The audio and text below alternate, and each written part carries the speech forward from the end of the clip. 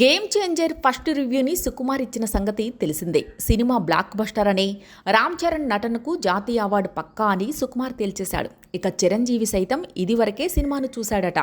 ఇక ఇప్పుడు final cut మిస్సింగ్తో చూసేశాడట. Cinema అదిరిపోయిందని, సంక్రాంతికి మామూలుగా కొట్టడం లేదని దిల్ రాజుతో అన్నాడట. తాజాగా దిల్ రాజు ఈ విషయాన్ని కూడా విజయవాడ ఈవెంట్లో చెప్పేశాడు. రామ్ చరణ్ భారీ కటౌట్ను ఆర్సీ యువశక్తి విజయవాడలో లాంచ్ చేసిన సంగతి తెలిసిందే. ఈ కార్యక్రమంలో దిల్ రాజు మాట్లాడుతూ గేమ్ చేంజర్ గురించి ఎన్నో విషయాలు చెప్పాడు.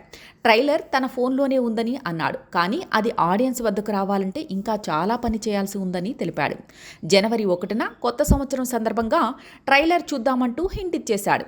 ఇక పవన్ కళ్యాణ్ ఇచ్చే డేట్ను బట్టి 4 లేదా 5వ తేదీన game changer pre release event నిర్వహిస్తామని తెలిపాడు. ఈ ఈవెంట్ ఏపీలో గ్రాండ్గా చేయాలని, చరిత్ర సృష్టించేలా ఉండాలని అన్నాడు.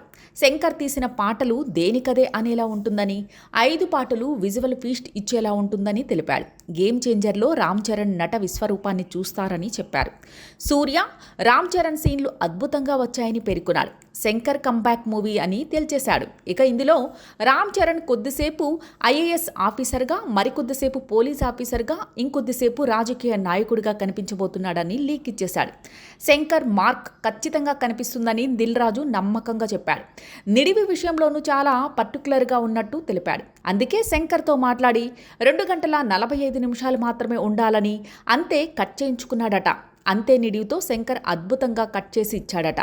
సినిమా మొత్తం పరిగెడుతూనే ఉంటుందట. సినిమాలో అన్ని అంశాలు ఉంటూనే అన్ప్రెడిక్టబుల్గా ఉంటుందని దిల్ రాజు తెలిపాడు.